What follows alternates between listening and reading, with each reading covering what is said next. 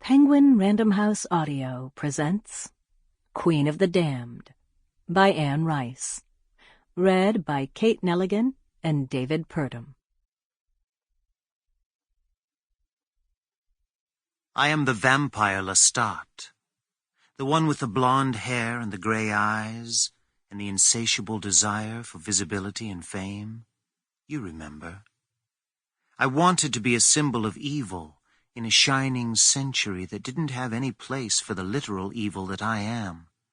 I even figured I'd do some good in that fashion, playing the devil on the painted stage. And I was off to a good start when we talked last. I'd just made my debut in San Francisco, the first live concert for me and my mortal band. Our album was a huge success. My autobiography was doing respectably with both the dead and the undead. Well, it's all over now. I've survived, obviously. I wouldn't be talking to you if I hadn't. And the cosmic dust has finally settled, and the small rift in the world's fabric of rational beliefs has been mended, or at least closed. The bloodthirst? Insatiable. Though physically I have never needed the blood less.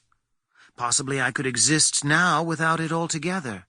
But the lust I feel for everything that walks tells me this will never be put to the test. Of course, I can still pass for human. All of us can, in one way or another, no matter how old we are.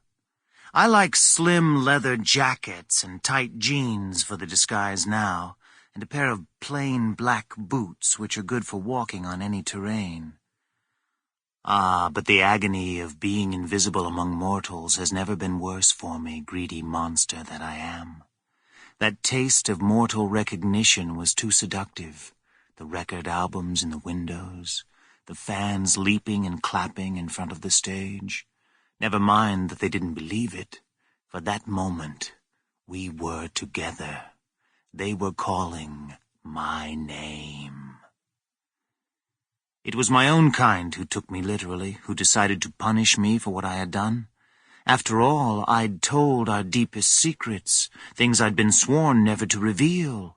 It was inevitable that my own kind should be infuriated by the risks I was taking, that they would try to burn me alive or chop me up in little immortal pieces.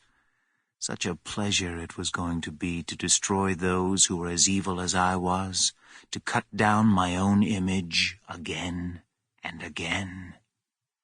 I did have my moment of triumph before 15,000 screaming mortal fans, and two of my greatest immortal loves were there with me, Gabrielle and Louis, my fledglings, my paramours, from whom I'd been separated for too many dark years.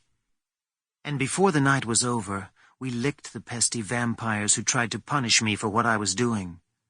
But we'd had an invisible ally in these little skirmishes.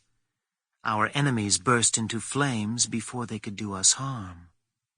I was too elated by the whole night to take the question of danger seriously. But just as the sun was rising over Carmel Valley, and I was closing my eyes, as vampires must do at that moment, I realized I wasn't alone in my underground lair. It wasn't only the young vampires I'd reached with my music. My songs had roused from their slumber the very oldest of our kind in the world. Now, to tell you the full story of what happened, I must move back a little in time. I have to begin some 10 nights before the fatal concert, and I have to let you slip into the minds and hearts of other beings who were responding to my music and my book, in ways of which I knew little or nothing at the time. So we will move out of the narrow, lyrical confines of the first-person singular. We will jump, as 1,000 mortal writers have done, into the brains and souls of many characters. And by the way, when these other characters say I'm beautiful or irresistible, etc., don't think I put these words in their heads. I didn't. I can't help being a gorgeous fiend. It's just the card I drew. Now be assured, though I am leaving you, I will return with full flair at the appropriate moment. I, Lestat, want you to know what really took place with us, even if you never believe it. In fiction, if nowhere else, I must have a little meaning, a little coherence, or I will go mad. So, until we meet again, I am thinking of you always. I love you.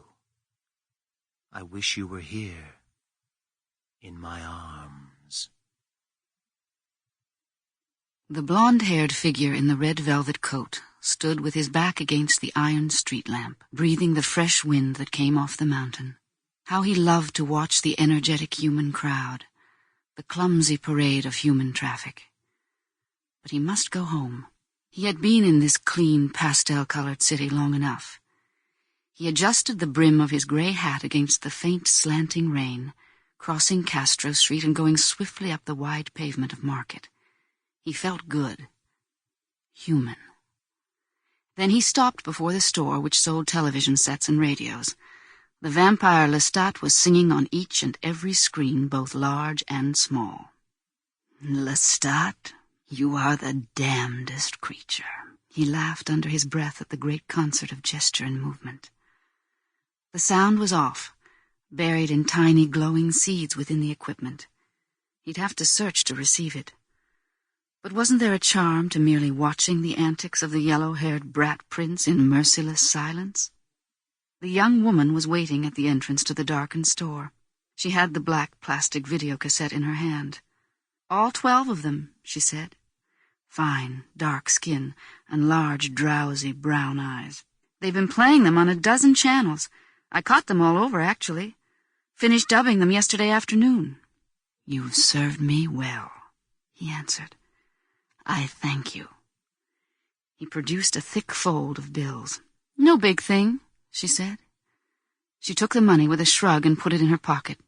No big thing. He loved these eloquent modern expressions. He loved the sudden shift of her breasts as she'd shrugged, and the lithe twist of her hips beneath the coarse denim clothes that made her seem all the more smooth and fragile. Quite unthinkable to feed upon one who has served you, one so innocent. Yet he turned her around, his gloved fingers slipping up through her hair to cradle her head. "The smallest kiss, my precious one." Her eyes closed. His teeth pierced the artery instantly, and his tongue lapped at the blood. Only a taste, a tiny flash of heat that burned itself out in his heart within a second. Then he drew back, his lips resting against her throat. The craving for a full draught was almost more than he could bear. He let her go. "Goodbye now," she said, smiling. It was midnight before he reached home. He shut the steel doors against the driving snow, and standing still for a moment, let the heated air surround him. In the quiet he listened for the faint electronic pulse of the television set within the shrine many hundreds of feet beneath him. Could that be Lestat singing? Slowly he peeled off his gloves, scanning the large entrance hall and the adjacent drawing room for the slightest evidence that anyone else had been here. Of course, that was almost an impossibility. He was miles away from the nearest outpost of the modern world, in a great frozen, snow-covered waste. But out of force of habit he always observed everything closely. All was well. He stood before the giant aquarium, the great room-sized tank which abutted the south wall. It never failed to captivate him, to lock him suddenly to its spectacular monotony. The round, black eyes of the fish sent a tremor through him. The high, slender trees of kelp, with their tapering yellow leaves, thrilled him vaguely, but it was the movement, the constant movement that was the crux. He should go to the shrine, before he did anything else, just for a few moments, to make certain things were as they should be, to check the television, the heat, all the complex electrical systems. Time to take a soft cloth, too, and carefully, respectfully, wipe the dust from the parents, from their hard, unyielding bodies, even from their lips and their eyes, their cold, unblinking eyes. He opened the door and stepped into the carpeted corridor. But something was not quite right here. The electronic door... Sample complete. Ready to continue?